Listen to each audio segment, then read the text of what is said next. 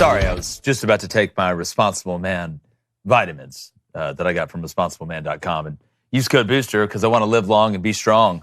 I didn't even mean for that to rhyme, but that worked. Appreciate you guys joining us. Today marks 55 straight days of football. The greatest time of year. Got a great show for you. Ari Wasserman from On3 is going to join us. Got a lot to get to on the recruiting front, on what's going to happen, what we think is going to happen in some of these games in the NFL and college tonight and this weekend. But David Cone, Antonio Pierce, Raiders head coach. What's that, show cause for 8 years Show cause for 8 years because of what happened at Arizona State, impermissible contact during COVID, and he took recruits' parents, allegedly, again, whatever, to gentlemen's clubs. But let me ask you this, though. Honestly, no joking aside, and he probably really doesn't care. He's the head coach of the Raiders. It doesn't matter. But if you have a 5-star recruit that's coming in and, like, you're hanging out with his parents, you know, a lot of times the coaches will hang out with the parents alone and talk to them and obviously with the players as well. If that dad said, listen, I would have the greatest time and there'd be a very high chance of my son committing, what if we just went down the street to Candy's, you know, hung out for a little bit? Do you think there's anything wrong with taking the parent, not the kid, if the parent wants to go? I don't think the recruiting coordinator at that school would let me be in charge of that. Well, I'm just saying, though, if you were You were a coach, you tell me. Here's where I'm torn on it, because first off, it's not the player. It's not the young man. Like, you are adults. All right? I get it's a gentleman's club. So I'm not saying I would do it, but, like, isn't that kind of a little bit of gray area? Because your job as a recruiter is to get that kid to come to your school. And if his dad's like, look, man, why don't we just hop down to Candy's? I know a girl down there named Cinnamon. You know, she's a great girl. This is awful. Like, I'm just saying, though, would you entertain that thought? Like, I don't think that's egregious as some people will instantly make it out to be. I won't be there personally, but I hope they have a good time. What do you think, Blake? Well, I usually ask the parents. They don't have to ask me. So when they come on their visit, you're like, yeah, hey, here's the calf. Here's the science building. You want to go to the strip club? Yeah, I kind of just throw that in there. You know, it depends on how good the recruit is. So there's a lot of factors that go into this. That's why you need guys like Blaine on staff. Yeah. You know? It's called GAs, man. Yeah. Oops, I took a wrong turn. Someone's got to take the fall. Yeah, oops, I took a wrong turn. 4-star quarterback Deuce Knight flips his commitment from Notre Dame to Auburn. We're going to break down what that means. Lincoln Riley advocates for eliminating the redshirt year. And Ari Wasserman from On3 joins us to discuss the SEC and Big Ten's college football playoff demands and much more. I'm Jake Crain. Welcome to the Thursday edition of Crain & Company. All right, let's get it rolling.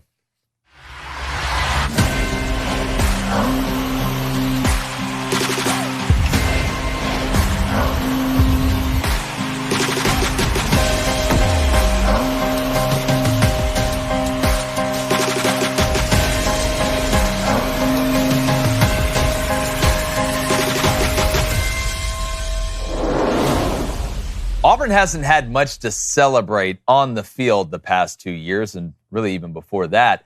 It's been rough and downright disappointing, but when it comes to recruiting off the field lately, Auburn fans have a lot to be excited about what Hugh Freeze and his staff are cooking up. Yesterday, they flipped 4-star dual-threat quarterback Deuce Knight from Notre Dame to vault their current recruiting class into the top 5 and give Auburn fans something to feel good about. We can talk about Knight's ability and how he fits exactly what Freeze wants to do. But for me, it's just not about what he brings, but who he can bring with him. Now, before I get to that, I do want to say Auburn has Walker White waiting in the wings, who's redshirting, who I think is going to get a pretty good shot after this year. And they do need to go get a really good one-year rental quarterback out of the transfer portal, something they didn't do last year, and they will. But just bringing in Deuce Knight is going to make other big-time players from this class not only want to come, but help keep other big-time players already on the roster, like Cam Coleman, Malcolm Simmons, Perry Thompson, on the roster. Now, we all know great players want to play with great players. Receivers have to have someone to throw them the rock, and electricity from the quarterback position lights up the whole offense. I'm not going to pretend to know if Knight will end up being as good as advertised. Nobody ever does until we actually see it. But for all the negativity surrounding Auburn's on-field performance, this haul and last year's are giving the Auburn faithful hope that Freeze can right the ship. I do want to add that even bringing in great players, they're going to have to start doing the little things right. And Auburn isn't doing that right now. The coaching has to get more tightened up. from clock management to situational play calling. But this new class of players coming in can turn Auburn from choking in big moments to actually coming through in them. Those guys need to have that dog in them and not be afraid to screw up, but be excited to make the play. I'm not saying all of Auburn's older leadership has that problem, but more do than don't. You can be happy for their service on one hand, but understand they've had their chances, and they've pretty much faltered every time in big games. This younger group can change that, and for Auburn's sake, they need to. I'm going to bring in former Michigan quarterback David Cohn, my brother, former Western State Colorado wide receiver Crain. And, David, recruiting it's fickle. Nobody's signed yet. Nothing is official until that paper is signed. But sometimes I think fans think that, if we're losing, we won't be able to recruit well. Well, the NIL era is different, but these young guys want to play. I don't think Deuce Knight is going to play as a true freshman. I don't know what he's been told or promised or whatever, but this is a good swing of momentum for Auburn and can make Hugh Freeze look better while they're losing on the field that, hey, the future is bright. Just let me get these new guys in here that can actually go out there and not choke. Yeah, and that's why getting a commitment from Deuce Knight, even if he doesn't sign in the long run, I think is big because you're going to keep some guys there who might otherwise want a redshirt or enter the transfer portal right now in the middle of the season. Plus, you're going to have other guys who are going to make their commitments who want to come play with him, right? Now, my question for you guys, and if he does sign with Auburn, that's a huge get for them, and that's only one half of the equation because on the other side, it's also a big loss for Notre Dame, and I think we should get into that at some point, too, when we start to examine their roster and where they are from a quarterback standpoint. And other players, they've lost a couple other big-time recruits as well. My question for you guys is NIL and roster management. So if you're signing this kid, I look at what Tennessee has done with Nico Iamaleava, which this kid reminds me of Nico and Michael Penix Jr. A little bit more raw of a thrower, but there's a lot of similarities. Yeah. So Tennessee's paying Nico just under $2 million per year, right, with the thought that he'll be there for 3 years. And so far, that's looking like a really good investment. So if you bring in Deuce Knight to Auburn, and you already have Walker White, who you mentioned, and you're going to get someone from the transfer portal, I mean, you can't go get someone just average from the transfer portal at this point if you're Auburn. You have to go get one of the top guys. How is this money going to be allocated to, I mean, we're not just talking about who's going to go on the field and who's going to be the starting quarterback. That's a whole different conversation. How's the money going to be allocated where you can pay all these guys? Well, and, again, I don't want to say too much because nothing is final and these guys are still playing. I got a pretty good idea of who Auburn's about to get out of the transfer portal at quarterback, and I think it's going to cost them close to $800,000 to $1 million to get this guy, but it is a one-year thing, right? So he comes in for 1 year, you pay that. I know it's a lot of money. I don't know how much Walker White is making. I don't know how much Deuce Knight is making, but I do know this, and we all know this. The rule in recruiting is you pretty much need to sign a quarterback in every class, right? And if you have a guy that you signed the year before that gets upset that you signed another high school guy, it's one thing to go get a transfer portal quarterback. I think it's another thing to sign a guy out of high school in the eyes of a guy already on the roster. But if you have a quarterback that wants to leave because you signed another quarterback, you probably don't want that guy. Well, it's not about being upset. Now it's about money. I mean, like if I just take this Tennessee situation again with Nico, or even let's take the Michigan situation with what Dave Portnoy says. He's going to give a Michigan quarterback $3 million a year. I don't care if he comes from high school or the transfer portal is what Dave Portnoy has said.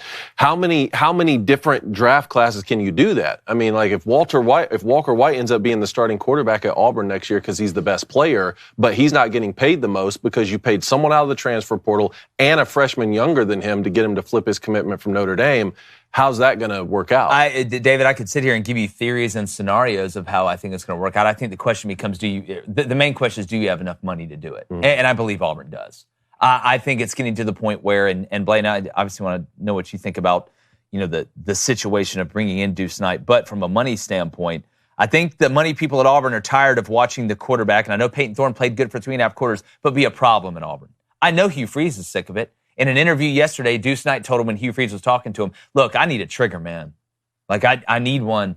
I need you to come out. I need a trigger man. Because you don't have one right now that can step up in big moments. Like, you got a nice strawberry beer, right? That's not going to win. Like, you need a big-time player at quarterback. And we'll see what he's got all the tools. He's a little raw as a thrower, but I think he'll continue to get better there. But he can fly, and he's a long strider that's quick twitch, kind of like Nico is a little bit the way that he runs. But Blaine, I mean, if you're Auburn, at some point you got to throw money at this problem. Yeah, you should have thrown money at this problem. I don't know how you got to this point with money having been thrown at it. Look, is this a great sign? For sure. Is Deuce going to come in and play next year? No, he's not. So what do you have to do? You're going to have to go get somebody out of the transfer portal, no matter who that is. And look, Auburn's top 5 NIL when it comes to collective. There's money to throw around. You got to pick the right place to put that money. Are you going to get in a situation next year where you're probably paying 3 guys at the quarterback position? Yeah. As an Auburn fan, is that a problem you would love to have? Hell yes. Bring it over here 7 days out of the week, because now you're paying guys who can't get the job done on a Saturday. So right now, if you're an Auburn fan, what do you have to have? You got to have patience. All right? That's what you got to. This year is going to be rough. Like for the rest of this year, Saturday is going to be rough. But next year, if they go get a guy out of the portal, Deuce Knight comes in, redshirt, you better win at least 8, Hugh. You better win at least 8, and then all your problems will disappear. We'll start believing. And the difference between Hugh Freeze and Brian Harsin is Brian Harsin is not recruiting like this. No. You know how good of a recruiter you have to be when you put that product out on the field every Saturday and you still can get a kid to flip from a Notre Dame school to Auburn? Buddy, you're not just a used car salesman out there. You're absolutely hustling and bustling on the recruiting trail. And sooner or later, right, if you have patience at a fan, you will see that show up on a Saturday. Yeah, I mean, it's about the Jims and the Joes, not the X's and O's, and it's a mentality thing, too. And again, I don't know what Deuce Knight's been told. From what I have heard from people that are kind of closer to the situation is that he understands he may have to redshirt the first year going into it. And let's remember, proximity to home is a big thing. This kid's from Mississippi, okay, from Loosedale. So going up to Notre Dame is pretty far as opposed, and he talked about this in an interview yesterday, playing at Auburn. Some people say, what about Hank Brown? Hank Brown's going to get out-recruited, man. Like, I'm sorry. I'm sure he's a great guy. Like, again, you had your chance to really kind of show up, and I know it wasn't a big chance, but Hank Brown's not going to be the guy at Auburn going forward. And if they get the guy out of the portal that I think they're going to get, and again, this isn't one of those, oh, I know, and I'm not going to tell you because, haha, I know things you don't know. No, I literally, if I were to say who it is, like, it could jeopardize that situation, and then I will never be forgiven by the source that told me this. Just know it's a guy he'd be worth $800 to $1 million right now when it comes down to it. But better players, even if you can have better players and get away with being undisciplined at points. But again, I want to go back to what I said. Auburn's got to be better at the little things, like clock management, game management, situational play calling, understanding to not make the undisciplined play, hitting guys out of bounds, hitting returners after they fair catch. And again, it's not like you're going to play perfect every Saturday. That's impossible. Nobody ever does that. But by eliminating that and adding talent, that's how you win. That's how you bridge the gap. And to the point about spending money, if I own a NASCAR team, where am I going to spend my most money? On the engine. So if I got to throw my money at something, it's going to be the engine. Well, that's what the quarterback is to an offense, right? Auburn's got the money to do it. This is just a perception thing. It's an optics thing to me, because now you look at Andrew Babaola, a 5-star, is probably going to come down to Auburn and Michigan, it's looking like. Then you've got, Naheem Offord, the number 1 player in the state of Alabama. Like, these guys all know each other. Like, they all want to play each other and play on the team with each other. So it's that's a shining light for Auburn, because it's dark pretty much everywhere else. How big does this hurt Notre Dame? I mean, it doesn't help. Yeah, it really doesn't help, especially if someone else on the roster transfers out, or I don't know exactly what all their depth is. Well, we say that. I mean, they have gone to the transfer portal and gotten Sam Hartman. And I wonder how much that played into this, too. I don't know.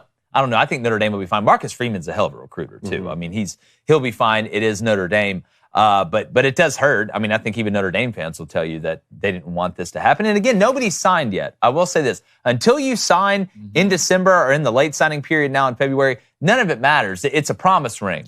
How does the calendar work again with the signing day, the first signing day, versus when the next portal window opens? And again, they're talking about voting and changing the portal calendar. I don't know if it's officially been voted and changed yet, but it opens up after the season. The transfer portal does. What they're talking about is the one after spring.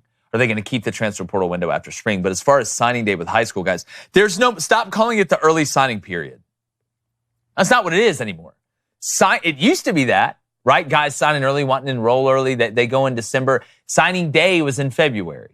Right? No. Signing day now is December, So right? when does The late signing period is in February, which helps you in this situation because we're in October. And I'm not a calendar scientist, but I do know that means it's just a couple months away. And Auburn's already played bad. So it's not like Auburn's going to lose any huge games that shock Deuce Knight. I mean, you lost to Cal. But you want to sign this kid before the next portal window opens so that you can have him signed, but then go to the transfer portal I think after. they would tell him what the plan is. Because if I'm a top-ranked quarterback, the number 2 ranked quarterback or whatever, I look at your quarterback situation, I say, okay, Coach Freeze, tell me what, are y'all going to sign a transfer portal quarterback? And I think Hugh Freeze has probably been honest with him. Yes, we're going to sign a 1-year guy. You can come in, redshirt, maybe win the job. If you come in and win the job, you win the job. You're going to have a chance. But we're going to sign a transfer portal quarterback because you can't shock the guy like that. You just coaches say all sorts. No, of things, I know they do, David. Coaches but will tell you but it's not like this guy's begging for a big time offer. And I do need to look exactly when the calendar is, when the portal opens, and when signing day is in December compared to that. I think the portal opens before the signing day period. Somebody in the chat needs to check me on that. But look, it's good news for Auburn. It is. It's been a lot of bad good player, news man, on the field. But if you want to follow our bets, we got locks, leans, and dogs tomorrow. Let's say you got a couple sports books, right? Let's say you're gallivanting around, you diddle between a couple others. If you don't have Bet Online, you're screwing up. Add it to your repertoire. If you don't have one, right, maybe you've been flirting with a couple, but you're afraid to commit, all right? Speaking of commitments, it's a great segue with Deuce Knight. You need to commit to betonline.ag. They've got all the spreads on all the sports, and they even got other stuff you can bet on, not even sports. So if it's possible to bet on props, teasers, parlays, totals, overs, unders, any of that, they've got it. You need to head over to betonline.ag to place your bets today. Use promo code BOOSTER, BOOSTER, for a 50% sign-up bonus of up to $250. We got some games tonight. We're going to drop our bets here later on the BetOnline Megatron behind us. You got UTEP and Sam Houston. You got Texas State and Troy. We got some NFL that we're going to get into with the Bucks and the Falcons. So head over to betonline.ag. Use promo code BOOSTER. It's free money. Why would you not?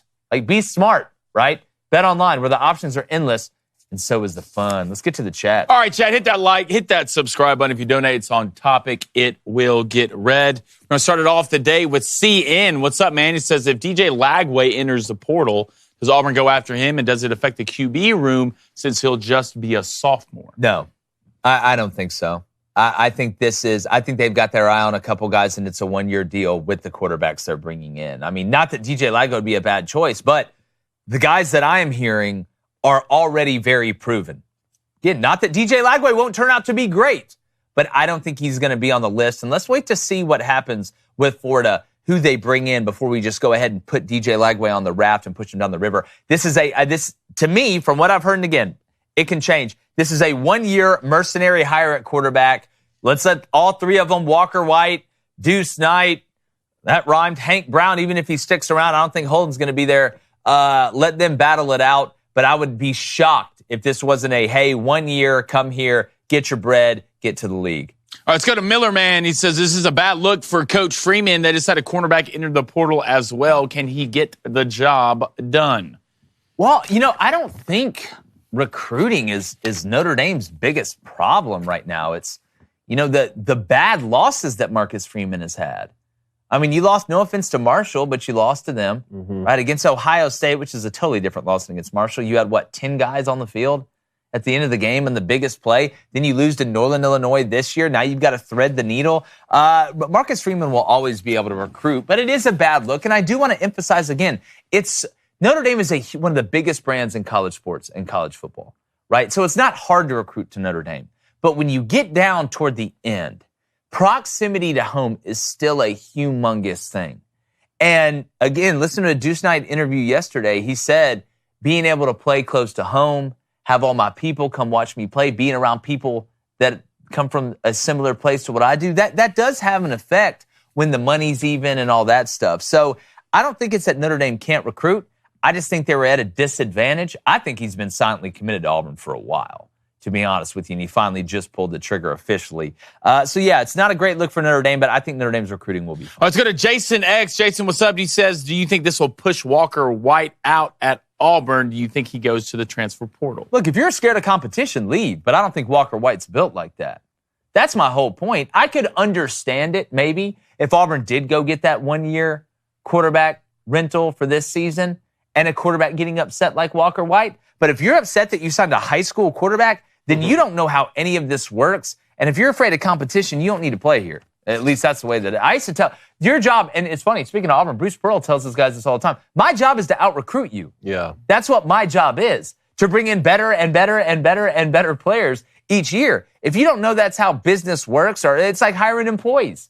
What, am I start hiring employees that are worse than you because you're here? No, I'm trying to hire better and better and better people. That's the way the world works. If you're scared of the heat, get your ass out of the kitchen, bro. It's the player's job to keep from being out. That's exactly right. All right, let's go to Cheese. He says, y'all act like one good quarterback is going to come in and fix all of Auburn's problems. Who said all the problems? Hey, genius. In the open, I just said the coaching has to get better, including the situational game management and the situational play calling and the clock management. I talked about the coaching, too. If you're going to come in here and critique, we love it. Critique us to sit moving us forward. But if you're not smart enough to just listen to what I said and say that and then realize that we know Auburn has other problems, then I'm afraid for you to have a driver's license, to be honest with you. You know what it could be? It could be a very similar situation to what Miami and Mario Cristobal are going through right now. I mean, Hugh Freeze will be multiple years in. There's been some, questionable coaching decisions, just like with Mario Cristobal last year, not taking the knee, but was quietly building up the roster and sort of just needed that one key playmaker at a vital position like quarterback. Cam Ward comes into Miami. You see what they're doing so far this year. That could be a very similar situation with Hugh. It could. And Auburn, you need a dynamic quarterback for this to work. I mean, Peyton Thorne does some good things, but he's just not.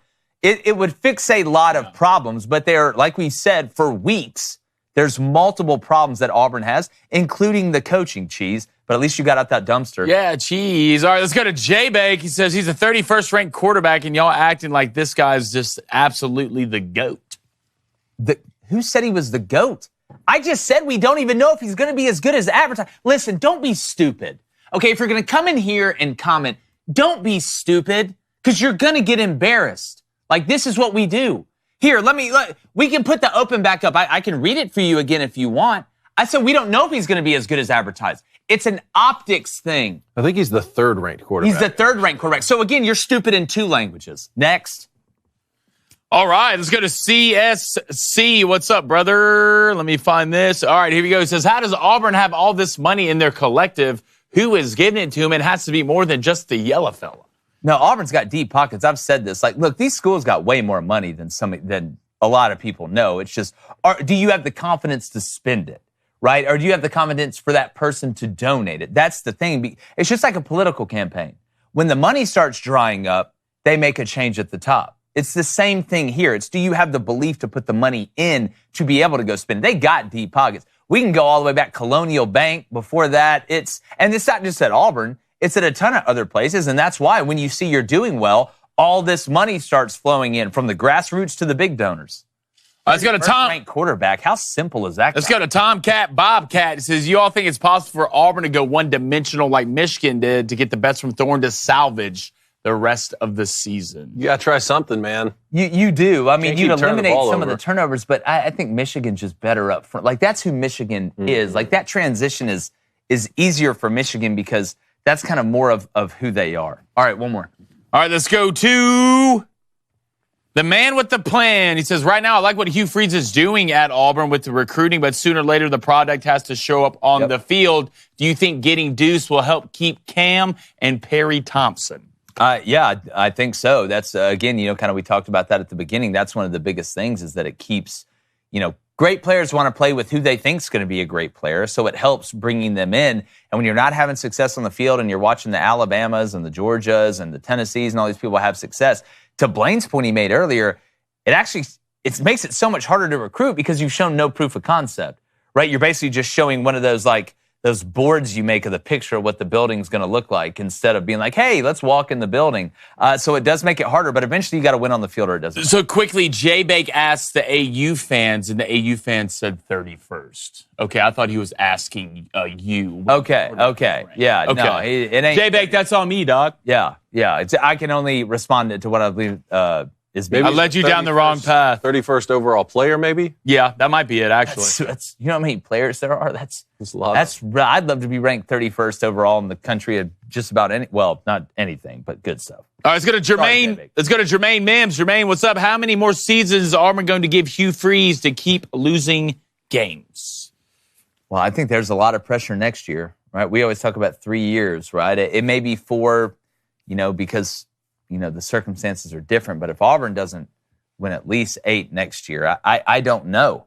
Like, again, like look at the Billy Napier situation, like with DJ Lagway. Some people are like, no, just don't let him go because you don't want to lose DJ. It's just like eventually you got to win on the field, and I think it's in a 3-year cycle. But all right, remember, if you donate, it's on topic. It will get read. Let's move on to rapid fire. All right, let's talk about red shirting. Obviously, this came to light last week when Sluka left UNLV in the middle of the season, even though they were undefeated. And then Bear Alexander at USC informed Lincoln Riley and the coaching staff that he wasn't going to play anymore. He was going to redshirt. So Lincoln Riley came out yesterday and said, I think guys should have 5 years. This is a quote here, too. Do whatever you want, play as much as you want or as little as you want, and the only way you get an extra one is if you've had 2 season-ending injuries when you miss the whole season. No more red shirts, no more 4 games, no more 5 games. Five full seasons. So 2 season-ending injuries get you gets you that 1 extra year. It's not, hey, you tore your ACL in game 3, you're missing the rest of the season.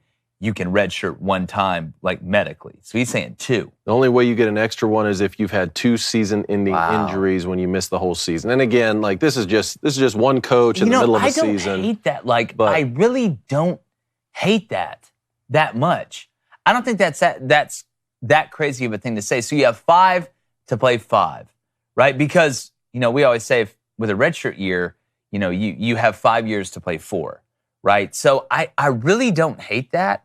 Now, obviously, you'd have to find ways. The grad transfer thing, I guess, would be done. If you transferred, I know you can change the transfer portal rules based on conference. Are you transferring the same conference? Are you going to a different conference? You're going up? You're going down?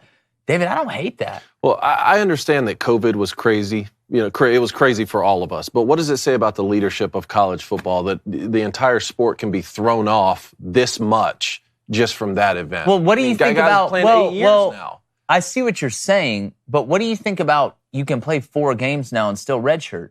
Because you're playing a third of a season with the ability to redshirt. So it's really not like that much crazier than that. It's 8 games more. Yeah, that's true. I mean, look, I'm fine with any solutions that we can just stand by and stick to. Yeah. I guess the ultimate question is, are players just going to eventually sue the NCAA over every single thing? Like, as a player who's already played 7 years and who's denied an 8th year or a 9th year or a 10th year, are they just going to sue the NCAA and win in federal court? Because all the courts are saying, well, if you don't have a collective bargaining agreement with the athletes, they can quite literally do anything they want. Wild West. What do you think? Yeah, it's crazy you bring that up because my lawsuit just got sent into the NCAA about my eligibility left. Look, if we're letting 50-year-olds play, can I get in there? I mean, can I get a couple snaps? How's the Achilles? Not great, but at least I probably better than Cam I'd probably go to Rising Utah and they'll let me walk around the sidelines and pretend. Yeah. I mean, that sounds great. It's just too much stuff going on in college football, like conference realignment, playoff expansion, blase this, NIL, the transfer portal. Hugh Freeze said something about Lane Kiffin's dog on a Wednesday of last week in November. Can we just play football? Man, you know when it really started falling apart? When Larry Culpepper went away. No, it's not. Larry Culpepper was on the Dr. Pepper commercials. You don't see him anymore, and look what's happened. Well, he had one idea, then they took it, and then he just left. Where's Larry Culpepper? Let's get him. Y'all stole his idea, and he disappeared. I love it. All right, next one up. We got an NFL game tonight. I'm excited for it. Bucks going to the Falcons. But the Falcons are favored in this one. -2 Atlanta right now. 43.5 over/under. By the way, Bucks are 3-1. Falcons 2-2. Why are the Bucks the underdog? Can't figure it out. Like, is there something we don't know? Is somebody hurt that we don't know? I know, again, Tampa Bay looked awful against Denver, but turned it around on the Eagles, pretty good. And I know the Falcons, Younghoe Koo, hit that 58-yard field goal to win there. It seems like they really don't come on until the end. But I kind of like the Bucks as a dog tonight. I'm just interested to see, right? It's all about consistency in anything, especially the NFL. But when is this Falcons offense, going to crank up to where we thought it could possibly be, bringing in Kirk Cousins and really Michael Penix Jr. and having Kyle Pitts and Drake London and Bijan Robinson and Tyler Algiers, right? Like, when Blaine, is this Falcons offense, are they going to start really putting the screws to it? Well, you're coming off a big win against the Saints. The Saints have looked like a dominant team throughout the year. I know they had a tough one against the Eagles before that. But I think you're slowly seeing this team mesh together with Kirk Cousins and these new pieces, because you can't sit here and say that they don't have weapons on this offense, because they do, top to bottom, from running back to quarterback to receiver, hell to tight end. It's a defensive question when you come to the Falcons and talk about it. That's why I like the Bucs in this game, because the Bucs defense is pretty solid, especially in the back end, and what Baker's doing right now. Him and Mike Evans. I guarantee somehow Mike Evans always scores a touchdown, no matter what. I don't care if he's 50 years old, he just finds a way to score a touchdown. Chris Godwin, a protection blanket. And you actually had two backs now coming out of the backfield with the emergence of Bucky Irvin from Oregon, who's looking phenomenal. So I can't sit here and give you a reason why Bucs are the dogs in this game. I like the Bucs in this game as well. I have more confidence in them on both sides of the football. But I do think the ceiling right now for the Falcons is extremely high. I think this season or for the future? For this season. What do you think about the Falcons' defense? Do you trust? Because remember, they're mediocre. They signed a lot of guys, though. Yeah, they're mediocre. I wouldn't say great. I mean, the most you've given up this year was 24 points. That's against the Saints. Only give up 22 against the Chiefs, 21 against the Eagles. So they're keeping them in football games, but I don't think they'll be the reason they win. I know we're going to get to our bets at the end, but you like the Bucs straight up today? Yeah, I do. I do too. I got a money line, which now that means I should probably take the Falcons. Do either of you guys have a first touchdown score tonight? Blaine had a theory on this. Are you saving this, or what do you got going? I woke up this morning, and sometimes I just, it's like that. What's that? Psych? What's that with the guy with the doctor House? show? House. That guy who walks around, like sometimes has like little visions. I mean, back in the day, That's So Raven. That's a great show. I think the Bucs defense is going to score tonight. First touchdown. Plus 4,500. Pick six? Pick six. Bucs defense. Kirk Cousins throws a pick six on the first drive. Plus 4,500. Yep. Well, clip this if that hits. And right when I said that, Jake went and bet the Falcons offense, a defense to score first. I think Baker He does that pick six. I think he's right. I think he's right on the surface level. Just the wrong team? It may be the opposite. Okay. All right. Next one up here. Let's talk a little baseball. Braves out of it. Congrats to the Padres, man. They're good. 5-4 over the Braves. Brewers 5-3 over the Mets. That's the only one that forced a game 3 tonight. Orioles got swept, man. Congrats to the Royals. And then how about the Tigers? Bro. The Detroit Tigers 5-2 swept the Astros. Actually, I thought this was pretty funny here. Let me see if I can find it. This is from our friend Scott Bell. He said, what a 12 months for sports teams in the mitten. Michigan wins the national championship. Tigers sweep the Astros. Lions make the NFC title game. Red Wings have the best season in 9 years. And Michigan State wore those sick uniforms against Michigan. Hey, it's like they talk about they found like an asteroid that's going to come really close to Earth in like 2029. Now that like Detroit sports are doing great, like we're definitely dead, right? Oh, yeah. It's like it's totally lost. It's the TV show. Yeah, we're totally cooked. But the Braves, I mean, like this may have been Snicker's best coaching job, honestly. With what happened with all the injuries. I mean, goodness gracious. But Atlanta's lost 11 out of their last 12 elimination games in the postseason. God, that's gross. So who do you go for now? Tigers. With the Mets and the Phillies both still in it. No. Going Tigers. No, you don't. When do the Yankees play? Who should I be going for? What he just said. Who? The Yankees. Yankees play Saturday. I'm not rooting for the Yankees. Why not? Support your brother. No, look, you can dress up like Han Solo all you want. I'm not rooting for the Yankees. You're not a big Han Solo guy? I think he's overrated. Good. I don't want you to root for the Yankees. If you think Han Solo's overrated, get away from me. How many infield hits did the Padres have yesterday? Just in the first 2 innings alone. Just one in the cards. It just went in the cards. Braves weren't going anywhere anyway. Hey, I told y'all not to trust Max Fried, too. I sat here and said it. Professor Finger Blister. I think it's y'all's fault. I don't trust that guy. But I didn't do anything. I think, you know what you did, and you know what you did. Doesn't matter who you're a fan of, all right? A lot of us, like to listen. We listen to games. We like to run, work out. You got to have those good earbuds, all right? Guys, Raycon, their new upgraded model of the best-selling everyday earbuds is even better. All right, they took everything great about their original everyday earbuds, David, and they kicked it up a notch. Some could say they turned it up. We're talking about active noise cancellation that'll give you peace and quiet whenever you need it, a quiet charge function for when you're on a time crunch, and multi-point connectivity, Blaine. You know more about that than anybody. That lets you pair with 2 devices at once. Perfect for juggling work and entertainment. Look, I got the old school white ones, man. I know you got the black ones right there. I got the old school white ones. Nothing's wrong. There's no hate either way. I just need it to sound good to be pure. I need that noise cancellation canceled, and that's what they do. The sound quality is great, and when you run and stuff, it doesn't fall out of your ears, and you don't have those wires that hit your arms. Honestly. Yeah, like that really is. I used mine this morning. Y'all all know what I'm talking about too. So go to buyraycon.com/booster today to get 15% off your Raycon order plus free shipping. That's right. You'll get 15% off and free shipping at BUYRAYCON.com/booster. That's buyraycon.com/booster. raycon.com/booster. Raycon, have you heard about it? All right, let's get to the chat. All right, everyone's backing me on the Han Solo take. I hope you know that. Let's go to a $10. I said he's a little overrated. He's not my favorite. Disgusting. I like the Ewoks, though, running around with shooting them bows, too. All right, let's go to a $10 donation from the Nova. It says Texans are going to be wearing the new H-Town jerseys when they play the Bills Sunday. What are y'all thoughts on those? And what do you think the Texans need to do to win besides and not get all of these penalties? Well, the penalties are killing them. You got the players to be able to do it. It seems like the Texans get off the bad starts, too. As far as the H-Town jerseys, here's what you do. You take the Texans mascot and you change it back to the Oilers. Simple. But see, that's the Titans now. Titans have those rights. But they need to figure this out. You call them. They need to figure this out, man, because the Oilers jersey, you still have the hoodie. Dude, this is the best hoodie I've got. It's the best. Like, it's the only team, to me, the only jersey that can really compete with the Chargers. And we're still fighting over it. Houston and Tennessee are fighting over it. The powder blue, the baby blue look is like when Ole Miss rocks them. I mean, even going back to the Expos, those things absolutely slap. All right, let's go to the Georgia fan. He says the Falcons have to honor Matt Ryan tonight in his first debut on the TV on Thursday. Do you think the Bucs are good enough, or are you taking the Falcons straight up? Answered it. Bucs. Money line. God, you can't embarrass Matt Ryan in front of everybody. I don't know how you come back from that. I don't know. All right, last one. All right, let's go to Mr. Stewart. He says, maturing is revealing that Star Wars is not good at all. Jake, I'm behind you on the Han Solo take. Get out of the chat. It's a great, no, this is a great point to bring Ari Wasserman. Get out of the chat. We need somebody to settle this debate. Ari, what is up? Welcome to the show and your debut here at Crain & Company. Han Solo, overrated or underrated? Your thoughts?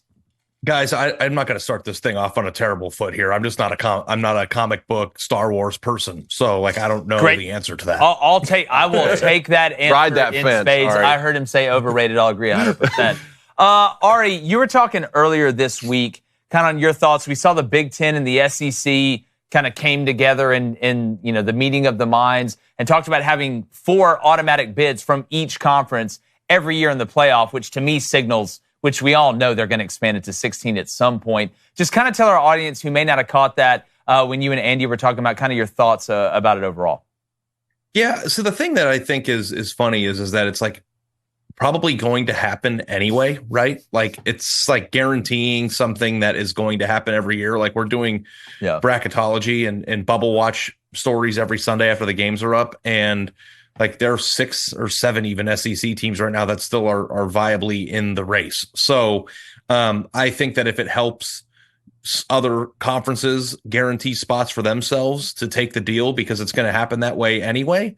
But it's not something that I actually am all that fired up about, guys, because truthfully speaking, I don't know if sometimes I feel like I'm the only person on earth that views it this way, but like the college football playoff is a mechanism for crowning the national champion.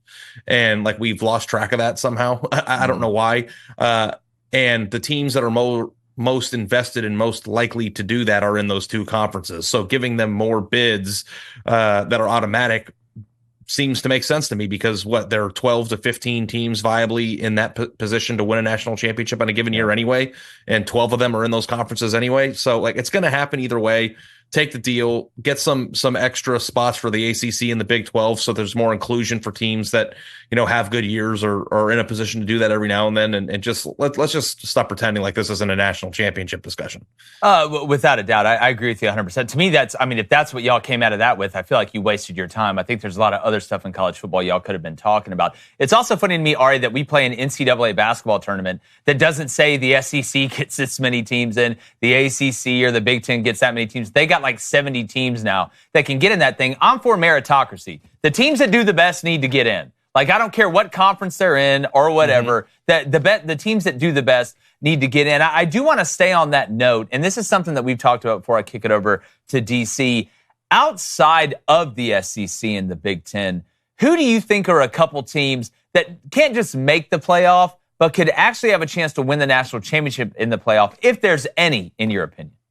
Oh, man. So I'm kind of a big team snob. People have, ranked me that way. And, personally speaking, when I look at the teams that I think can actually win the national championship or make some noise, the two that, or the one that stands out to me the most, that's not neither of those conferences, Miami, because Miami has built their lines very well under Mario Cristobal and has done a very good job of, stacking its roster with elite level skill talent that can actually compete.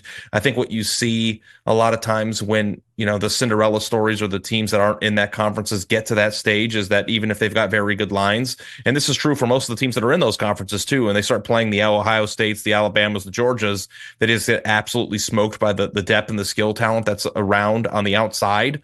And Miami, I think, has enough talent on its roster if it gets hot and Cam Ward is good and doesn't turn the ball over with their receiving core, their defensive backs, and their running backs to actually win a game or two. But I don't think that the national champion is not going to be in one of those two conferences. Yeah, I agree with you. I mean, Dave, we know the line of scrimmage is where the game's won and lost. It's hard to go outside those two conferences right now. No doubt. Well, let's talk about a couple of those teams in the SEC, Ari. After Alabama beat Georgia, you said you feel even more confident about Georgia's chances to win the national championship. Now, I understand that Georgia stormed back in the second half, not just made it close, but took the lead. Very impressive, especially in a true road game like that. But boy, that first half, man, they just had no answers. And that was Carson Beck's worst performance to me, especially in that first half. I know he ended up throwing for over 400 yards. But why are you feeling even more confident now after that game of Georgia's chances to win the national championship? Yeah, so when I came into the year, I probably wasn't viewing Georgia in the same light as everybody else. So for me, I'm always a very big look at the roster, look at what could be weaknesses going into the year, and then kind of make that assessment. I think it was a very easy leap for most people to take to say Georgia's just going to win it again. They're the best. They've got the most players. But I thought that there was a glaring weakness on this team that would stop them from competing at the highest level, which was a lack of explosive offensive playmaking ability. And, I'm a recruiting head, so there's nobody on earth that's going to, out-talk me into just the talent level that Georgia has. But I didn't think that Georgia had the firepower to play from behind. I didn't think that they had the ability to exist in a game like that against a high-powered opponent. And you can say that, Alabama took their foot off the gas, or that they were playing in a prevent, or whatever you want to say to kind of, dismiss this. But Georgia was down 28-0, and they had explosive downfield plays to get back into that game and take the lead. And they were relying on players that, I think we're largely not national stars yet that are going to potentially become that. And like for me, the number one thing in college football, guys, is that like you can fix scheme, you can fix, turnovers or having a bad game plan. What you can't fix is personnel. If you have a personnel issue, that personnel issue is going to stay with you throughout the year. And I'm sure you've talked a lot about Auburn on the show. And, that's an example of that. It's like you can get Hugh Freeze every week for the same problem, but the problem exists because there's a personnel situation. So with Georgia, I just feel a lot better about, guys like Dominic Lovett and Arian Smith and the dudes that made plays to, continue to be explosive enough offensively to win any game against any opponent in college football. Yeah, no, that's solid. I do on that point. I want to piggyback one thing, Ari. Watching that game, and we've watched Georgia the whole year, and this includes Clemson. When did they hit their explosive plays? When they were going up tempo. Like if I'm Mike Bobo and I'm watching the whole season up until the second half of the Alabama game, yeah, you've scored points. I'm not saying you haven't scored points, but their explosive plays happened when they were going up tempo. Do you think that may be something that he reaches in the bag to if the normal standard game plan and pace isn't working out? Hey, we're halfway through the second quarter here. Let's go up tempo this drive and see if we can't hit a couple, right? Yeah, I think that makes sense, especially considering the fact that the depth that they have on this team is more likely to continue to be effective playing at that pace for four quarters than the teams that they're playing. That's the thing that you also have to take into account when it comes to winning games in the SEC and in big-time games in the college football playoff is that which teams are actually built to sustain that type of success over the course of not just a four-quarter game, but a 12, 14, 15 game season. And I think that makes sense. I think that Mike Bobo's a little under fire. Every single time Georgia's not doing well, he seems to be the person that gets the brunt of it. And, his job is to be like, hey, this is what's working. This is what's not working. We need to do what's working better. Yeah. So, the thing with Georgia that I think is exciting for them is that this isn't the 12, or this is a 12-team playoff, not the 14 playoff. If you do poorly in the 14 playoff and get blown off the field or lose a game like this early, you have zero margin for error. I think that like Georgia could lose another game and still make the playoff and win the national championship. And they have a nice runway here of a few games before heading down to Austin to see if they're actually built to do it this year. But I think that they are. Yeah. I'll make one more point before Blaine jumps in, just on the context of that game, because I really don't think Alabama took their foot off the gas so much as people are saying. It's just when you find yourself down that many points that early, you're playing an entirely different style of football for 3 quarters. When you're going for every 2-point conversion, when field goal's not even in your mind, you're going for every single 4th down. And we saw many times in that game, Georgia couldn't convert a 3rd down, but they're converting all their 4th downs. That changes the dynamic completely. And if you're Alabama, you really can't change your dynamic, right? Like people are saying, well, they got too conservative. There were some instances I didn't think they were conservative enough, but you can't just match fire with fire and say, well, we're going to go for every 4th down too, even though we're up by 15. Yeah, well, if you want to make the argument about who went prevent, Georgia started rushing 3 and spying 2. So if anybody went prevent, it was Georgia on defense, not Alabama on offense or defensively. You're not wrong, Ari. Look, I know we're talking about these big teams, the Bamas and the Georgias, but let's really talk about a team that matters. And that's Kirk Cignetti, Mom Spaghetti, vomit on his sweater already in Indiana. 5-0, ranked 23rd in the nation right now. Is this Indiana team good enough to make the playoffs? Yes. And like the thing is, again, like, and I don't know how much you guys have consumed my podcast and writing, but like I really am a big team snob, and people resent that. And that was probably even more hard to stomach during the 4-team field, because really the same collection of 8 teams made it every year. And because I believe that those collection of teams are built the best and, have invested the most in recruiting in order to get to that point. Yeah, that's true. But in this realm where you're going to have 5 really, really good teams and then 25 teams vying for the last 7 spots, like how good you are is important, but your schedule and what gets you there is almost as equally important, because Indiana is a very good football team. Kurt Cignetti's got us all smoking cigs. He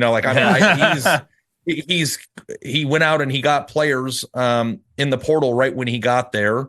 Like Curtis Rourke, their quarterback, and their leading receiver, their leading rusher, and their leading passer all were portal players. And he built a team that can be competitive in these Big Ten West type games. And Indiana was fortunate that their schedule matches up really well with a team that needs to be 11-1 at the end of the year. And I think they play Ohio State and Michigan. Michigan obviously is not what we think they are, or what we thought they were coming into the year. They cannot throw a forward pass successfully. So I think Indiana theoretically could win that football game. They don't play Washington. They do play Washington. Sorry, they don't play USC, and they don't play Oregon. Yeah. So their schedule, if they are just a 10-2 team in a normal year or a 9-3 team, has set up really, really well to get to 11-1. Now doing that is going to be difficult. Going to 11-1, even if you're a really good football team, is a hard thing to do, no matter what your schedule looks like. And there is this byproduct of the 18-team Super League, where there are certain teams that are going to be gifted or given advantageous schedules where they're fortunate enough to not have to play the powerhouses of the sport. They might have to play one, but being 11-1 is good enough to get in. So yes, I think they absolutely could make the playoff. And if you want to go a step further, I don't know how much you guys have been paying attention to Rutgers, but we've been talking about it all. So hell yeah. Adam's starting 7-0. In the same position. Well, that kind of gets you the question: does the 10-2 Indiana get in over 10-2 Georgia? No, no, I don't think so. And the reason why is, and I think a lot of people lose track of this every year, and it's going to be the same. It's like the same thing I run into anytime I've written or talked about Notre Dame. Who you beat is more important than who you lost to. Okay, so if Indiana finishes the season 10-2, we can presume that they probably lost to Ohio State and Michigan, because they're the 2 best teams, on paper on their schedule. So that leaves them with wins over who? Yeah. And then you're going to get compared to Georgia, who, if they finish 10-2, will have probably beaten at least one other team that's making the playoff, if not 2, because I think Clemson's probably going to make it with the way that they're playing in their schedule. So I think that, people are going to probably fall back and go, well, it's just big team bias, and, Indiana people don't respect or whatever. I think that it's going to come down specifically to who you have beaten. And in order to make the playoff in a debate where you're being compared to another team, because there's going to be 20 teams at the end of the year who are 9-3. Like, it's going to get it's truly a bubble watch, Ari. Like, it truly is. Yeah. So if they are sitting there at the end of the year at 10-2 and they lost the only 2 games on their schedule they couldn't lose, they might find themselves on the wrong end of things. So, like, if they go 10-2, but one of their wins is Ohio State, then yeah, maybe. But if they go 10-2 and they don't beat anybody, they're going to have a hard time. I want to get to the chat to ask one question, but I want to kind of play a quick little game with you, Ari. No, I'm not going to show up with a mask on a tricycle. He might, though. Well, I might. Depends on how it goes. I'm going to give you 2 teams, and I want you to tell me which of those 2 you think is most likely to make the playoffs. And they can be from different conferences, but these first 2 are from the same. Colorado or Iowa State? Woo! Guys, I got to tell you, I was drinking some pretty heavy Colorado Haterade a few weeks ago, and they have been playing really, really well. In Colorado, I think I might say Colorado because of they have the best player in college football on their team, and they have a quarterback that's going to be drafted in the first round. I'd have to compare their schedules, but I don't know that Iowa State is built for that. They're both undefeated in conference play, and I just like Colorado's explosive playmakers. That said, I'm still scared to death about their lines, whether or not they'll be able to hold up. But right now, if my life depended on it, I'd probably just blindly have to go Colorado because I don't think Iowa State has the manpower to do it. Well, if it's even close to even, the committee's putting Colorado in there. You better believe they're going to put Deion Sanders them in there. All right, I'm going to give you 2 more, and then I'll get to chat for one question. Boise State or Army? Boise State.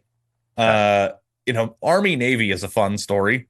And if those 2 teams are 1 loss and undefeated at the end of the year, like, can we just please cancel the American championship game and just let them play the Army Navy game for all of it? Because that would be one of the best spectacles we've ever seen in the sport. But, if you go look at Boise State right now and what their running back Ashton Genty is doing, I think that you could probably make the case that this team is probably as good as a second-tier Big Ten or SEC team at this point. Yeah. Like, I know we're looking at group of 5 and whether they're going to be the 12 seed, but like, you need to watch out for this team. And I wonder if their close game against Oregon says less about how good Oregon is and more about how good they are. Yeah. And they have to play UNLV, and I think they'll have to play them twice if things keep going the way that they're going right now.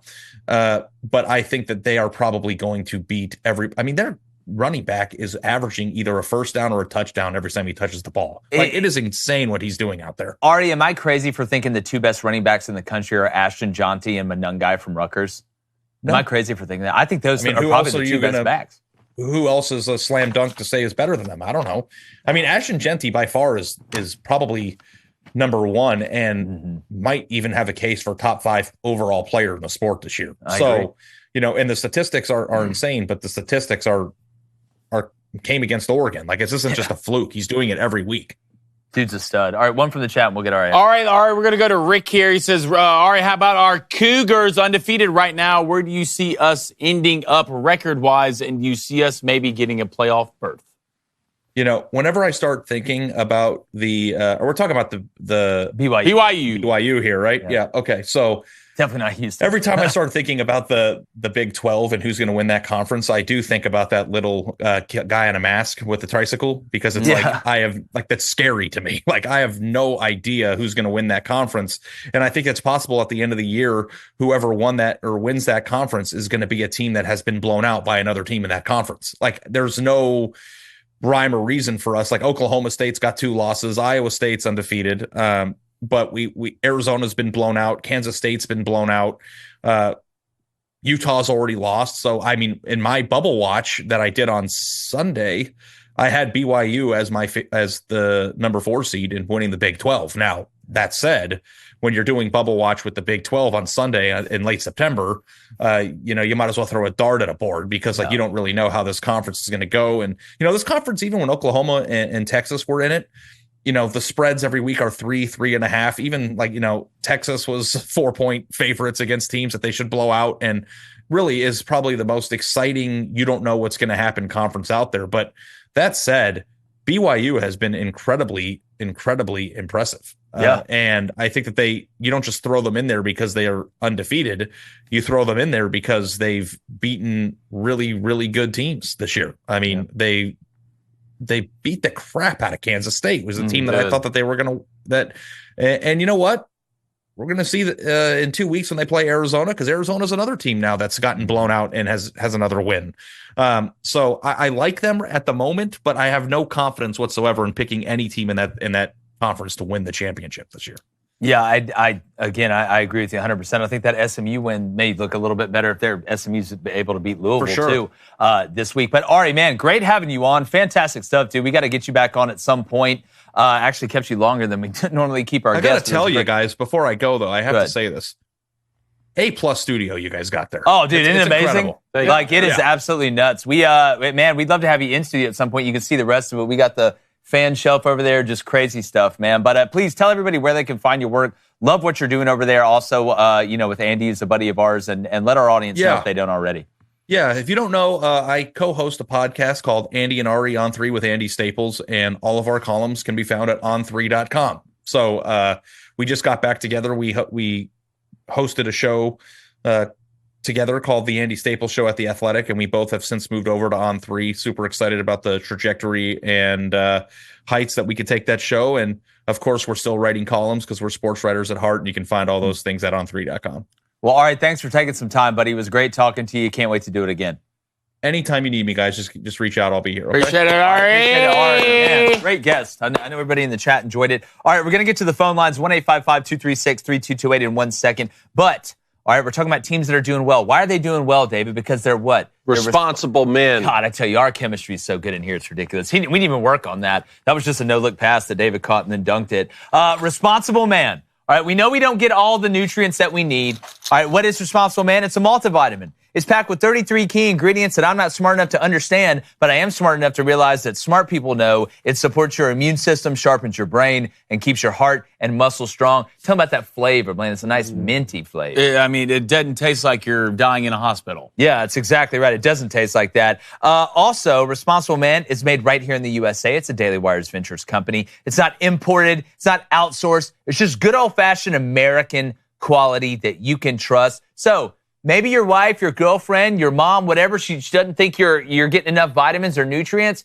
It's a great product. You just take it. Don't worry about it. Go eat your cheeseburger, live your life, go see a movie or whatever. And right now, you can take advantage of Responsible Man's fall sale and get 30% off your order plus an additional $9 off your first order. Just head over to responsibleman.com and use code BOOSTER at checkout, David. But hurry, this deal won't last long. Remember, gentlemen, strong America needs strong men, and strong men start Responsible Man. So get some responsibility about yourself at responsibleman.com.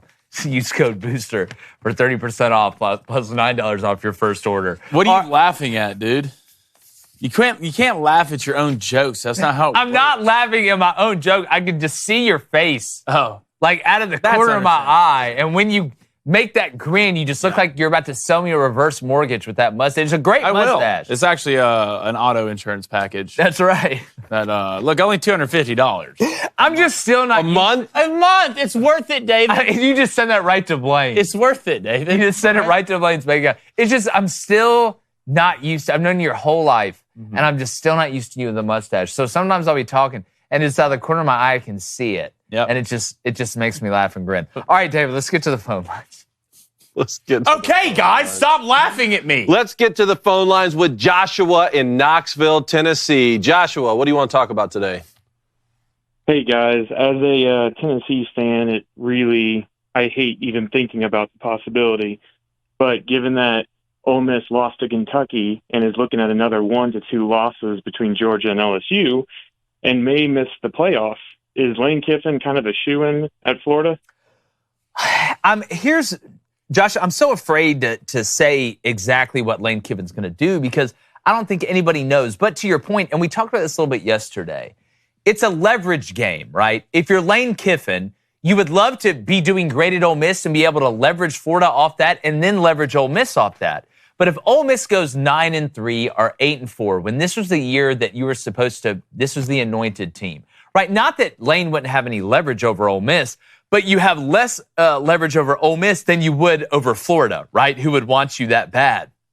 So I do think, just in a rational sense, the worse Ole Miss does, the more likely he is to end up at Florida. But I think saying like words like shoe in and this is definitely going to happen, I'm just not ready to do that with Lane. Which, how ironic is that? The worse he does this season at Ole Miss, the more likely he is to become the head coach at Florida. The standard at Florida is championships. That's what Spurrier did. That's what Urban Meyer did. And all of a sudden it'd be a shoe-in for a coach that couldn't win one at Tennessee, USC, Ole Miss, or anything with the Raiders. Like, that's the guy that we desperately wanted for Florida. I don't get it. Joshua, how you... I mean, I would... Go ahead. Well, I was going to say, he could have won one at Tennessee, but he left in the middle of the night. Well, there you go. I think he's good enough to win championships. I don't think Ole Miss is good enough to win championships. See, I disagree with that, though. I disagree with that. Like, and that was the thing. Like, we were saying, okay, if he just can't build a good enough roster because it's Ole Miss, but he could somewhere else. But this was the roster. If this roster was at Florida or Tennessee, people would say, hey, we think this is a championship roster. And how would you do any better if you've already lost? And oh man, and I'm not selling them this season yet. That's I'm not saying. No, I know you're I'm just saying in the hypothetical, you are saying that. But like Joshua, and I get like the perception, and I know Ole Miss has never even won the SEC. Right? That's why I was so surprised they looked so unprepared. But like this whole you can't win a national championship at Ole Miss, you got the roster there to do it. At least I think you do. So the hardest part about it would be getting the roster there, right? Because it's trying to sell Ole Miss. But I think you do. But it's a roster built on the transfer portal. It doesn't matter, though. It doesn't matter. Like, we're saying to win it 1 year, right? Like nobody's saying it's hard to win. Look how hard it was for Georgia to win 2 out of 3 national championships. Say it again. Florida State has a great roster. I don't think they do. I don't think it's great. I don't think it's great. I mean, that was our most overrated team in the top 10. Yeah, like we tried to tell everybody about DJU, right? And then when you look at what they lost, they brought some guys from the transfer portal, but you lost Braden Fisk. You lost Jared Verse. You didn't know about some of these guys. I mean, there may have been a couple. I mean, that's true. Like, so, and again, Josh, I'm not trying to say that like you're 100% wrong. I'm not trying to do that, but I do want to ask you, how are you feeling about the Arkansas game for Tennessee quickly this weekend? I don't see how Tennessee doesn't win that game, given that Arkansas sucks when it comes to protecting their quarterback, and Tennessee's really good on the defensive line. So I just don't see Arkansas being able to score that much, and I think Arkansas's defense isn't as good as Oklahoma's.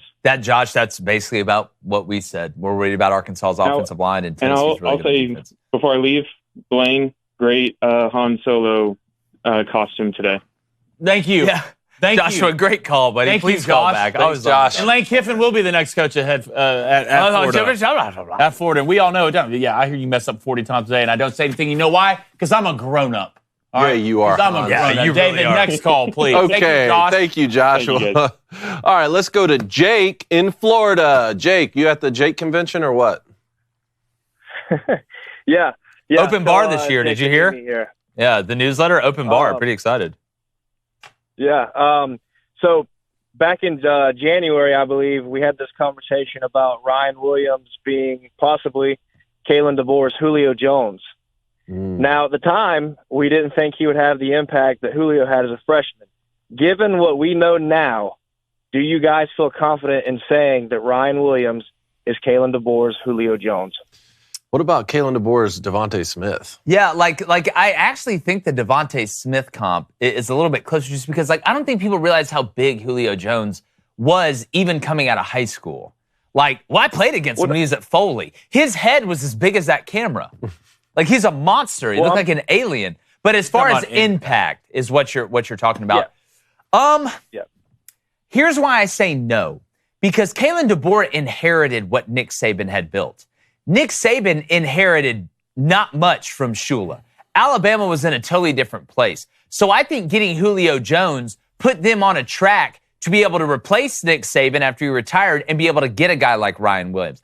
I don't know if Kalen DeBoer could have got Julio Jones if he'd have taken over for Shula instead of taking over for Saban. So I think we got to remember where the programs were as far as when they were taken over. But if you're going to talk about maybe like solidifying them, like the new coach at Alabama, there's where I think the argument can be made.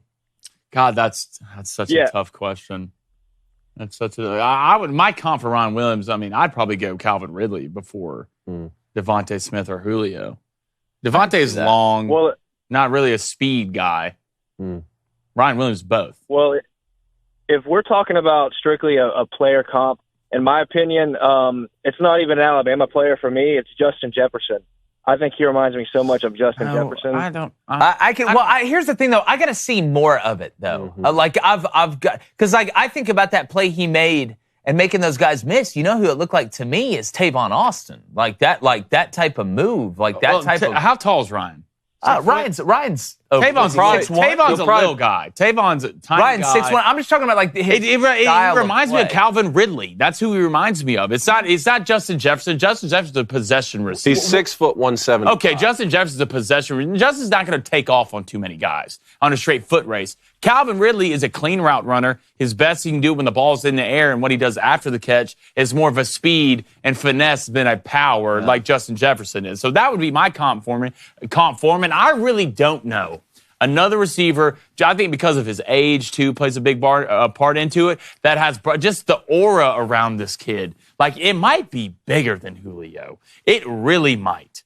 Like, if you, because, right now, Julio's getting talked about. Someone's like LeBron James. We've never seen something that big move that fast, right? But this kid, he's not huge. He's just smart, and he's so young. You don't see it that often. Yeah. So I don't know, man. That's a great question. It's a great question, Jay. We got to keep watching. But look, I think we can all agree. Oh boy, it's cold. Appreciate it, Jake. It's old. Thanks for calling, man. That's right. All right, let's go to a new caller in Georgia, Cerberus. I'm not sure. Serb. Yeah, Serb. What's going on? David, man, how you doing? What up? So it's pronounced Cerberus. All right, nice. So. Dude, I am just psyched to be on. How are all of you doing? Good. Doing really good. Good to hear. Good to hear. So I'm here with my pit bull. So, who do you guys think is going to make it to Who do you guys think is going to make it to the national championships? God, it's hard right now. I mean, the way I look at it is in tears. Not crying, but T-I-E. Well, right now, the way Auburn's playing, in actual. But, where's the gap between, the 3 to 4 teams? To me, Bama is up there. I think Texas is up there. Right now, I got to put Ohio State up there. And do we say Georgia is up there? And then is there a gap? Where does the gap start? David, where does the gap start to you? That's probably a good place to start the gap. Even though the Penn State game against the Buckeyes, I think, could be interesting. Yeah. What'd you say? I just don't know if there's not a clear favorite right now in college football. I don't think there is. There's because I'm not used to watching an Alabama and Georgia game where they just score 40 points against each other, and then that's the final of it. How much do we really know about Texas? Defensively, how much do we really know? Michigan. What I saw in person when Quinn Ewers played, was pretty good. Look, listen. I mean, you played one side of a ball for 4 quarters. Yeah. You know, I mean, so how much do we really know about Texas with Quinn Ewers? I mean, that's the question. Did you say the gap starts at the mall? Yeah, I did. I did, David. Good. It's clearly near the end of the week. I did. All right, sir, before you go, who wins the national championship? Hold on. Me personally, I am just getting into college football, so me personally, I can't say, but I'm hoping Georgia. Okay. There we go. All right. There you go. From Georgia, picking Georgia makes sense. I like it, sir. Thanks for calling. Let's go to Mac in Fort Worth, Texas. Mac, what's on your mind? Funky Town. What's up, fellas? What is up? Sent some trivia over to you this weekend on Instagram. Shout out Jake, man of the people, only guy to respond. David, I get it. You're an Army kid. I put it in the work, I guess you're right? Put liquid paper on a bee, it died. So trivia for you. It's going to tie into the Auburn quarterback discussion. I think Go ahead. We can get a little help on the coaching front. So the question is, Bailey Zappi, FBS single season leader in yards and touchdowns. Mm-hmm. Cam Ward, leading Heisman candidate this year. Potentially. We'll see how the rest of the year shakes out.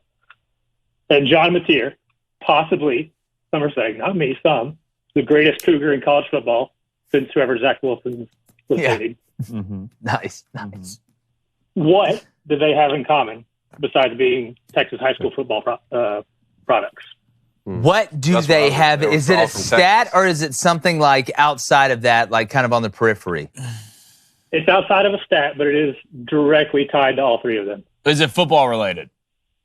It is football related, very, very football related. They all. The hints were Canadian and A&M.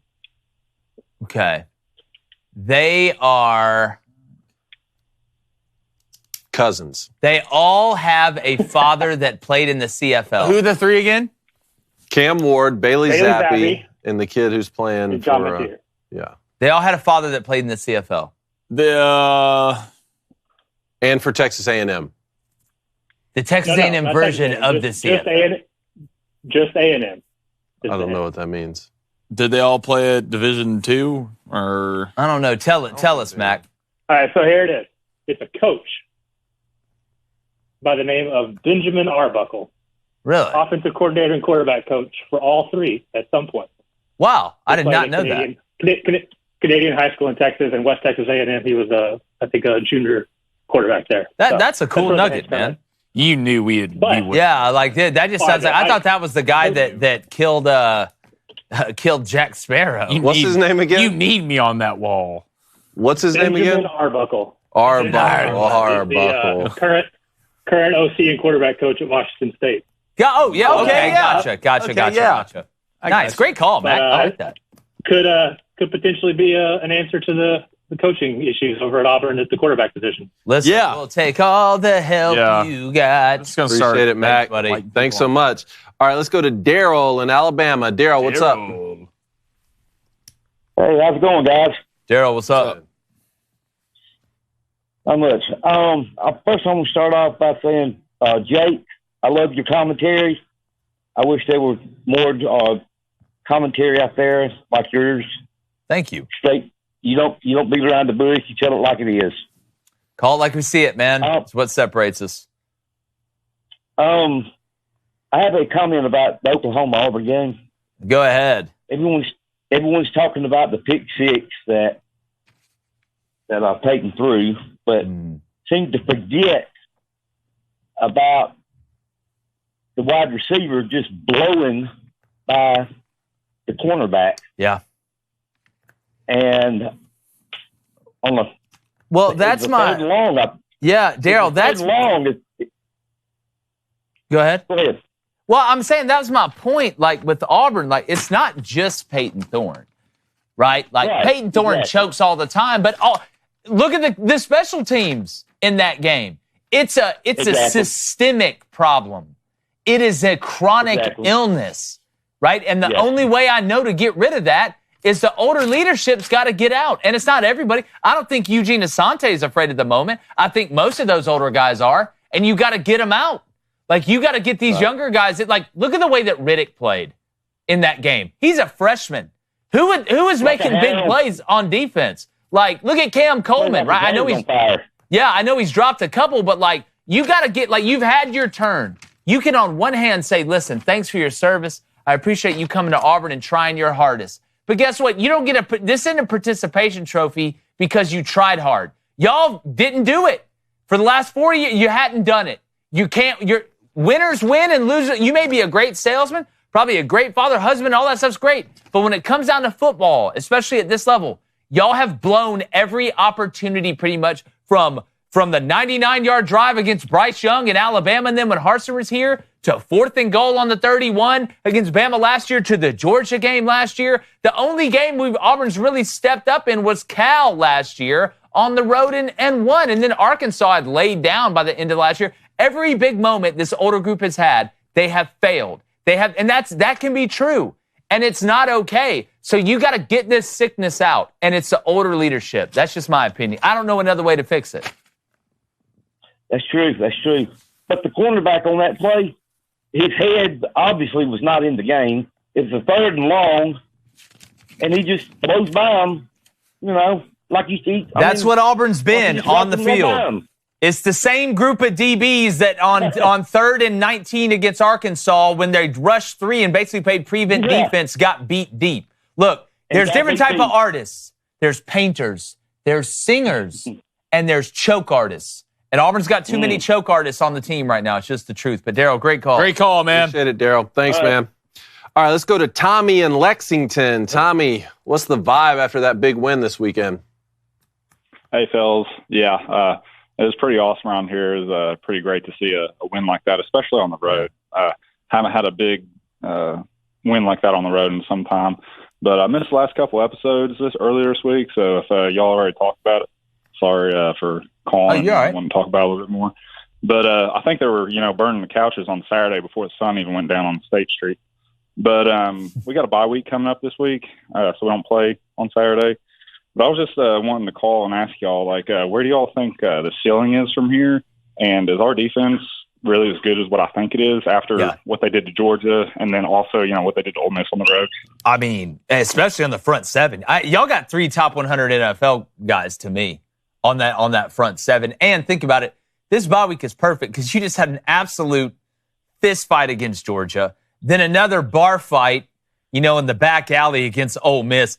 Y'all need this bye week, and you gain some confidence. We have the rest of their schedule. I got it. Oh, you got it too? Yeah. Vanderbilt at home. You go on the road at Florida. You're going to have Auburn at home, at Tennessee, Murray State at home, at Texas, and obviously you finish the game against Louisville at home. I mean, they could be 6-2 going into Neyland. You really could. I mean, this Kentucky team a possible 9-win team? Well, let's see. They're 3-2 right now. So let's just say you beat Florida, Auburn, and Vanderbilt, and you're 6-2 going at Tennessee, and you lose that one. You're 6-3. Then you got Murray State. You're 7-3. Not a conference game, but you're still 7-3. You go to Texas, so you're 7-4.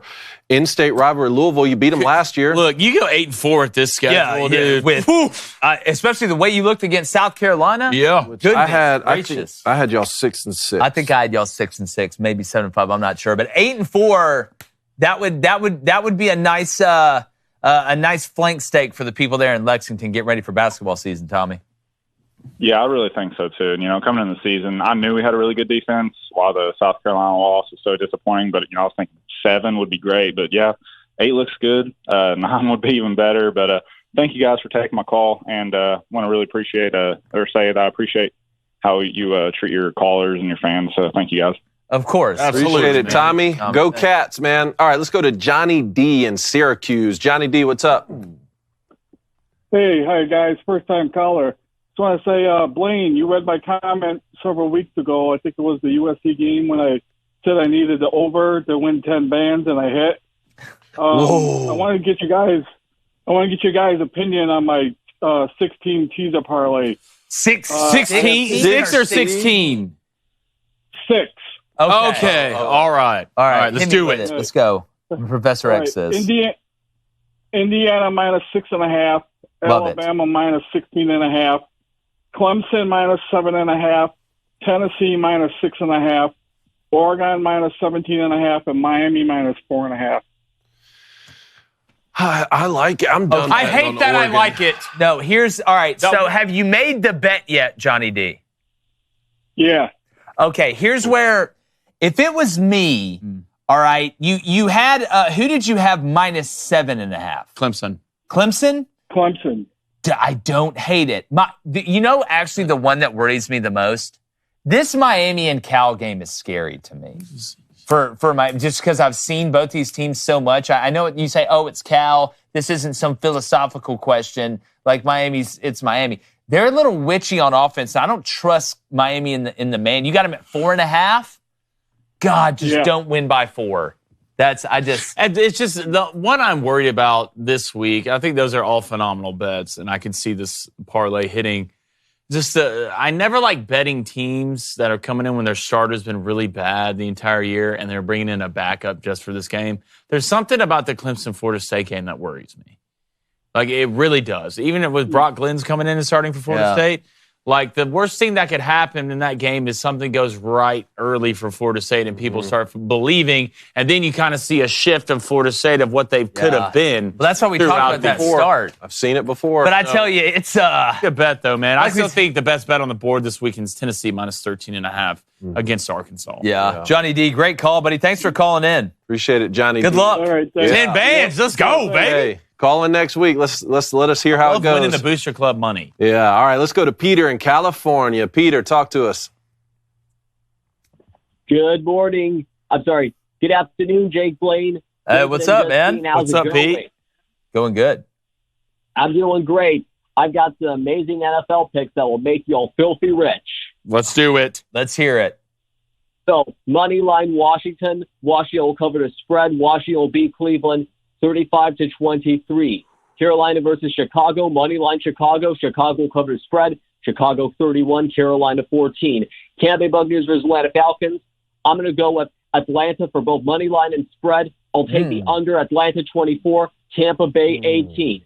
Raiders versus Broncos. Las Vegas Raiders versus Denver Broncos. Denver will money line for Denver. Denver will cover the spread. Under 35.5. Denver 20, Vegas 14. And for Green Bay Packers versus Los Angeles Rams, I got money line Green Bay. Green Bay will cover the spread. Take the over 48.5. And Green Bay 27, LA Rams 21. Wow. Hey, right. what makes you think Atlanta's going to win tonight? Well, I think it's going to be a closer than expected game. Atlanta's been doing pretty good this season, and I think Tampa Bay's going to make a few missteps, and the Atlanta defense is going to outnumber Tampa Bay. All right. Okay. We'll see, Peter. Great Appreciate call. it, Peter. All right. It's Great locked. call, Pete. Thanks so much, It's man. locked. All right, everybody else on the line, y'all please call in tomorrow. Yeah, Flaming Dragon Say Friday, Bongo. baby. Dragon. There's a dragon Booster here. Club tailgate this weekend. Yeah, Booster y'all. Club tailgate. Hold on. All right. Football bets. You love to see it. Num, num, num, num, num, num, num. All right, what do we got today? Brought to you by betonline.ag. Texas State and Troy. Love it. Over I love it so much. 57 minus 112. I think there's a decent chance Texas State covers this 13.5. Troy's been getting yards. They have trouble scoring. Texas State got shocked by Sam Houston. Obviously, we know about what happened against Arizona State. I think I think we could probably get over 60 here in this game. So give me the over at 57. Then I'm riding with the Bucks. Bought it up to 3.5. Why not? All right, sometimes you got to put the four on the pedal and scream America at plus 3.5, minus 150. But also, like I told you, Falcons defense, first touchdown. You know what I'm saying? Falcons defense. He just has to do something, right? Touchdown. It's an insecurity That's thing. just like the French. Oh, wow, yeah, it's an insecurity thing. All right, I said I'd take Bucks money line. I'm going to stand by that when it comes to the betting segment. Plus Bucks 11. plus 114. Do what?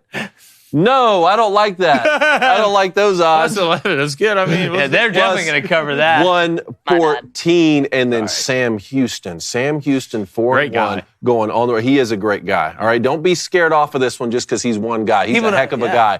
4-1, going on the road to UTEP, the Miners. Yeah. All right, you got to watch out for those Miners, man. They're 0-4. I'm going to take Sam Houston minus 9.5, minus 131. And for people that don't know, Sam Houston is a guy that invented bugles. Is that real? Did he really do that? He didn't do that. Yeah. Well, hey, look, I don't care about that. He needs to win the football game by 10 points. All right, bring it up, guys. It's finally here. We got football. All right. Don't.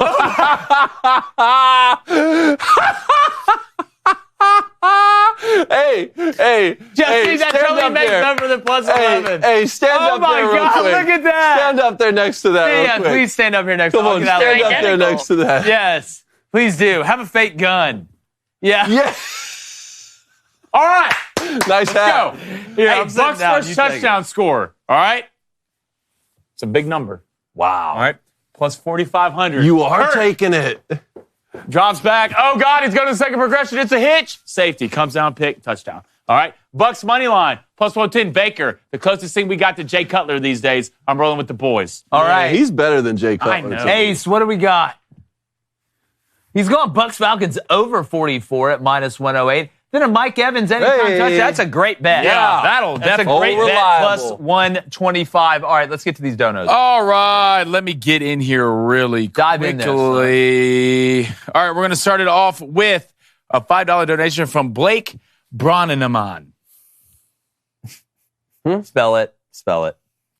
No. $5 donation. He said, what playoff percentage chance would you give Texas A&M as of right now? And what would the percentage be if they beat Missouri this weekend? I would say there is. I think about things in odds, not percentages. Yeah. But if I had to give a percentage, A&M, I would still say 10%, 10 to 15%. You think it's that low?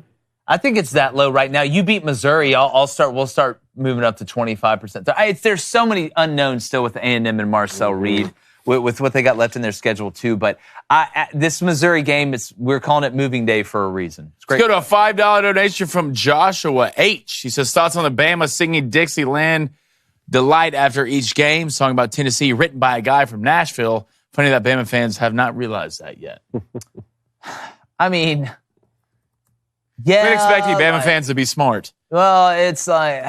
It's a good song. I mean, Great Tennessee's got Rocky Top, so... But it's by a band called Alabama. That is true. So, yeah, there. So just play Die in Alabama. Yeah. Wrote a song for y'all. Yeah, there you go. You have banger. $2 donation from the Sir. Appreciate it as you wish, Blaine. Here's my money. Ping pong ding dong. Love it. $2 donation from Mr. S. He says, fellas, it's a poop night. I don't know what that means. $5 donation from Crain and Co. Memes. Good to see you in here. Auburn's future is not bright. It's a dark tunnel with Georgia and Alabama at the end. Excited for the tailgate, fellas. Got an Auburn gift for Viola. Let's go. How about that? Let's go to $10 donation from Bentley. Appreciate it, Bent. My birthday was this past Monday. Seeing my dogs and now the Braves go down. Apparently I have upset the world. Hopefully I don't jinx the Dirty Birds as well. Hey, get it out early, right? Get the anger out early. That's the way I see it. $5 donation from Lando 101. Notre Dame and Freeman are jokes. Losing games to MAC teams and losing big recruits. But Brian Driscoll says Brian Kelly was a problem. Well, somebody asked me on social media to apologize to the Brian Driscoll guy. Did they lose to Northern Illinois? It's crazy how that happens. It's funny. $5 donation from the Falcon. What's up, man? If Hugh Freeze offered the Crain boys a job on his staff, would you take it? Why or why not? Same question for Cone, but with Michigan and more. It depends on what it was and how much you are paying me. Like, it's going to take a lot, and it better be important. Yeah, I mean, if you're going to offer me a position on staff, it won't be Hugh Freeze offering me to, because it'll be the head coaching job. That's how that works. $2 donation from Matt. Appreciate it, Matt. Buying stock in Jeremiah Smith or Ryan Williams? Both. Get a little bit of both. Yeah. I mean, God, Jeremiah Smith just... Ryan Williams is going to continue to bulk up and stuff like that, but God, Jeremiah Smith is huge. 30. $5 donation from We Beefin. He says, fellas, do we believe in Oregon? Are they a fraudulent football? We're going to find out here in a couple weeks what they're really about, but I'm liking what I'm seeing lately. You got out of the gates a little bit slow right against Idaho. It didn't look pretty. I still think Oregon's a team that potentially can win a national championship, but we got to see, you got to come into form. It's the line of scrimmage that I've been underwhelmed with. Like consistently, right? That's where we thought Oregon was going to take that next step. I have some odds here on Texas A&M to make the college football playoff, plus 350. So for a percentage, it's about 22.2%. Okay, so that wasn't that. Yeah. So if they beat Missouri, then you would think that would, are we talking 35%? I don't know. $5 donation from Dawson. Appreciate it, Dawson. He says something about Lincoln Riley's face, man. I just hate it. Yeah, I mean, again, I think it's more about, after what he did to that brisket, it's hard to take any advice on that front. Now, offensively, he's a witch, but yeah, that brisket, that was bad. $5 donation from Thomas. Appreciate it, Thomas. He says, how about them Cougs? Blaine, you can go watch a football game and get a MILF while you're up there. All right, man. Appreciate it. Nice. $2.79 donation from Kirk. What's up, Kirky? Blaine, bet leaves 12.5 over Philly. Merch versus $50. Can we not do this again, Kirk? It's not hockey. We're not talking hockey right now, Kirk. Let's think of something other than bet than merch. Yeah. We can do something else. I'll be on that. And another donation, last donation of the day from Sir. Appreciate it, Sir. Dogs, I can't believe I got on. Thanks so much, guys. You're the best. And shout out to the guy who let me in the queue. Absolutely, man. All right. Oh, God, no. We got more. $2 donation from Tim. So from yesterday, Brewers are back. This is our year, fellas. Didn't you say yesterday the Brewers, like, you want them to move to Nashville? And then they win, and you're like, nah. I love it. God, sports. $5 donation from Mr. S. He says, people, when you take a poop, you take a deuce. Deuce night, a.k.a. poop night. I can't believe I had to explain that. Yeah, I thought that's maybe what you meant, but I wasn't 100% sure if you're an Auburn fan. $5 donation from Heaven. He says, Han Solo's overrated. Also, thank you to the Tigers for sweeping that garbage organization in Houston. So you've got yourself a fan, a Rangers fan. Was that garbage thing a pun for the trash cans and the cheating? I don't know. Maybe I'm reading too deep into that. Let's go to a $5 donation. Last donation of the day, hopefully, from Mac Mills. What's up, man? Says, God, the Braves suck. If these guys weren't even Braves fan, it makes it even sweeter. I love you. Yeah. Season's over. Yeah, it is. All right, poll. Oh. Should the college football playoff expand? Yes or no? I personally don't want it to, but I feel like people are going to say yes, David, 53%. I have faith. They said no, 51%. No, 74%. Wow. Yes. Audience. A sturdy 26%. All right. Thanks, everybody. Ari Wasserman for hopping on. Go check him and Andy Staples out. Shout out to Bet Online, Raycon, Responsible Man. Got a great show for you tomorrow. Enjoy the football tonight, NFL, obviously, and college football. And then you got some MLB wrapping up the wild card series. And like the chances of the Braves winning an elimination game, possibly ever again in the postseason, we're going. Ah! The light, literally, I actually looked like that. I'm glad it didn't hit me in the face. We're going to redo it so y'all can think about it. Dang it, he still dropped it. That's a catch. Nope. That's Let's a go, catch. baby. Let's go. Come on, Not focused. get out of He's here. not locked.